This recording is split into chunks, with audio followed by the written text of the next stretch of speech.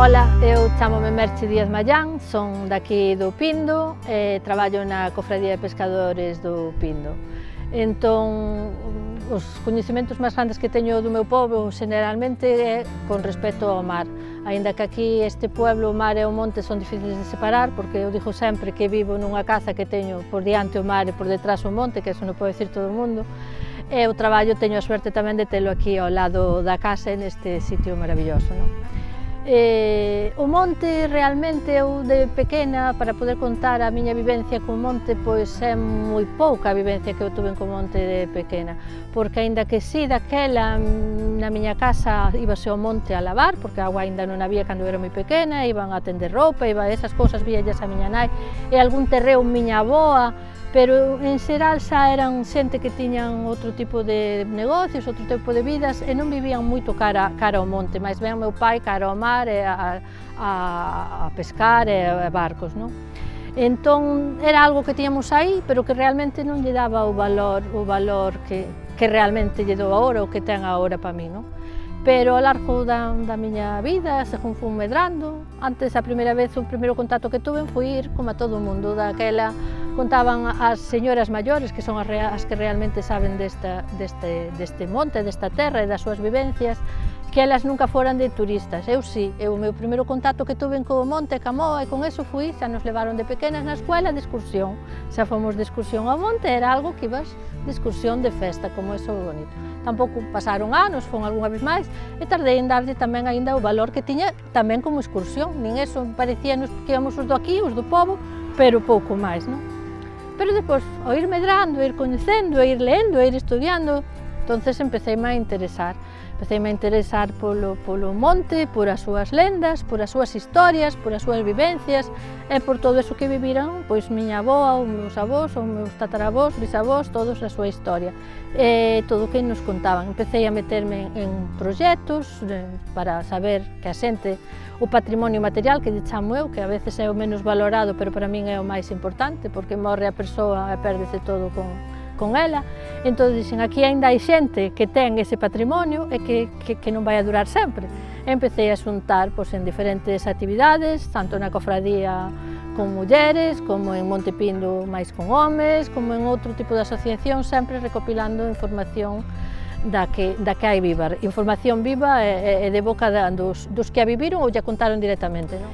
E, bueno, hai uns anos, hai 11 anos ou 12 xa irá, que con isto da pandemia xa me perdo, creamos tamén unha asociación aquí no pobo, a Asociación Monte Pindo Parque Natural, para intentar defender os valores deste monte, non? Porque ten uns valores, ademais dos patrimoniais que vos dicía antes, do patrimonio material, de todas esas lendas e todo eso que hai escrito sobre ela, de historias dai, as historias reales, que non son lendas, as dos fuxidos, as da guerra, todo o que se viviu cando foi da guerra civil aquí neste pobo, que está aí entre esas pedras, e despois tamén pois, o que é máis ecolóxico e biolóxico, non? Defender pois, todos os valores que ten o monte, que son innumerables, non? E creamos esa asociación. Entonces, a partir de aí, con compañeiros da asociación, con xente do pobo, con xente de outros povos, entón fun aprendendo un pouquiño a velo doutra maneira. A xente vivía cara ao monte, pero sen darlle valor, iban a eso, a lavar, a tender a roupa, a buscar auga, porque non había. Eso, eles non lle chamaban ir traballar o monte, ainda que eu penso que o traballaban e o pateaban cada día, e das lendas esas que existían, que si me contaron despois, xente que ten libros escritos de esos, da Raíña Lupa e de todas as historias que hai entre esas pedras. Despois as reais, que a min me marcaron e me siguen marcando cada vez que as oio. De feito, fixemos na cofradía un proxecto, Contos do Mar, hai uns anos, nos que reproducimos parte desas historias. Nos tempos da guerra, os fuxidos ao monte, non? Cando fixemos o proxecto de Contos do Mar na cofradía, o contacto que tuven era todo mulleres. Era un mundo totalmente diferente. Como contan as historias eles, a como contan as historias elas.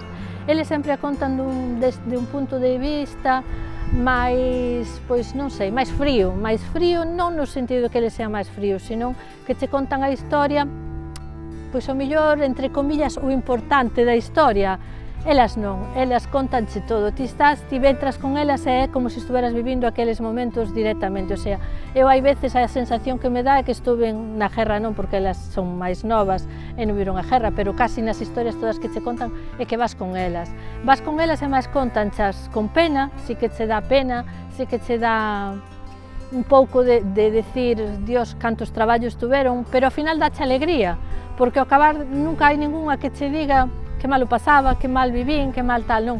Aínda ca inseguridade, do medo que tiñan e como vivían, do home ao monte ou a correr ou ter que agocharte, aínda vivían mellor que agora, porque din agora non pode unha rapaza salir polo mundo ou dar un paseo sin medo, non? Entón, a forma de contalas e de vivilo, porque o viviron seguramente diferente tamén, aínda que a historia fora a mesma, era diferente. A forma de contalas é totalmente diferente, do home á muller. Hai que escutar a ambos para ter unha visión clara do que foi a realidade. E máis para descubrila, porque eu tamén estou descubrindo ao largo destes anos que eu pensaba no Pindo, mulleres, volvo a repetir, entre comillas, importantes, non había, e ao final casi todas eran importantes, porque detrás de cada unha descubres unha patrona dun barco, descubres unha que anduvo barrenando, que traballou nas minas, que traballou na ballenera, que traballaba, que bueno, que todo, e non pensábamos que eran todas amas de casa, e amas de casa eran todas, pero a maiores todas tiñan unha, dúas ou tres profesións a maiores que a de ama de casa. Eu sou Lola de Alberto, nacendo aquí no ano 56. María Costa Formoso, nací en Panchés no ano 1945. Teño 77 anos. Pois eu sou María Vázquez Cambeiro, nací en Caldebarcos, casei-me para o Pindo e para a casa de Domingo da Paloma. Eu sou María Consuelo Lamela Lado. María Consuelo do Roquiño, chamame do Roquiño. Emigrei de pequena para Argentina, os meus pais, e volvín con 16 anos. Caseime no Pindo, non salín do Pindo, e aquí estou. Eu son María Casais Díaz, que todos me chaman Maruja, pero o meu nome é María.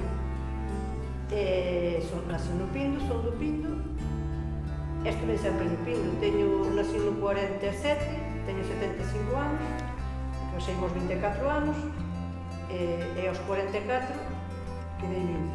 E aquí estou, teño 4 fillos, e fui tirando pola vida, botando cousas significativas ao longo, rindo e chorando varias veces, pero tamén rime tamén bastante.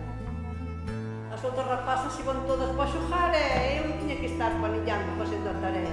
Vir da escuela, con 7 ou 8 anos ou eso, e xa tiña esa almohada para panillar. E berraban as outras.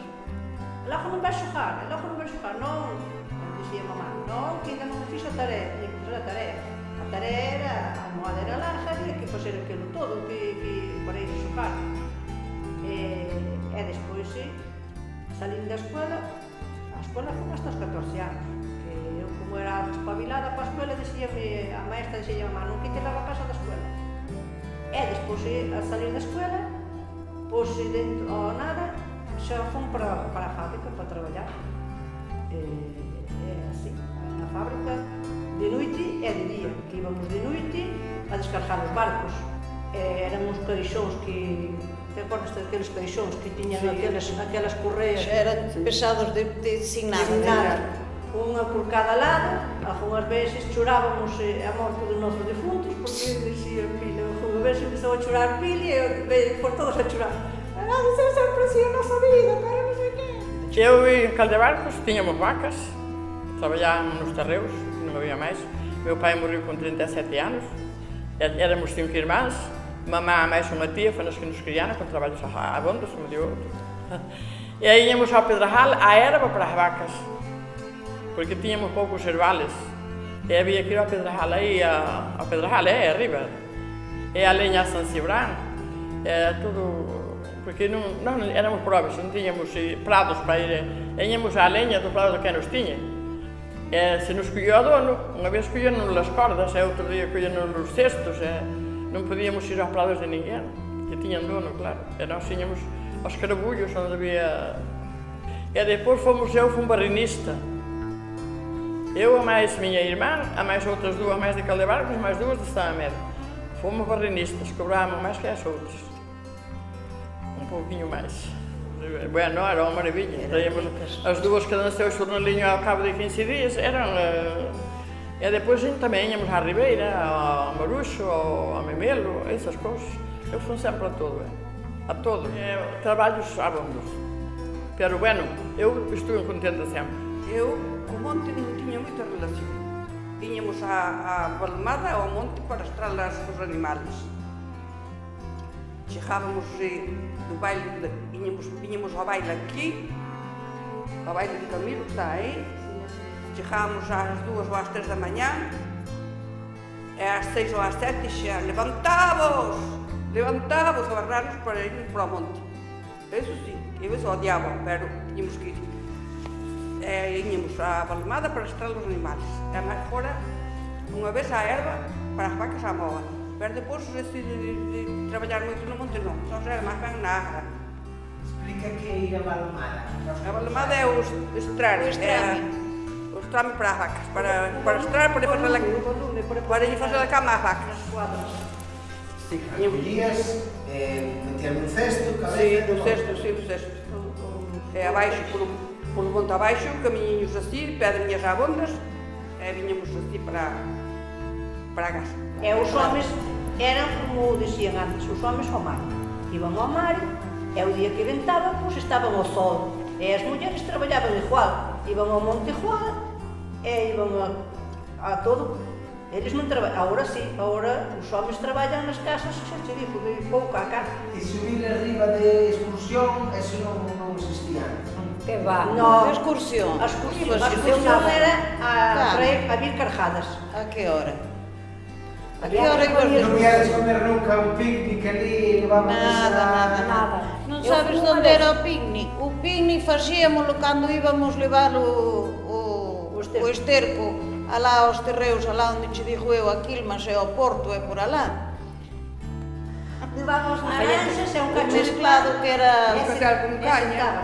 Non, Era era... moscatel e Moscatel con gaseosa. No. Nós levábamos A gaseosa. nosa era máis forte.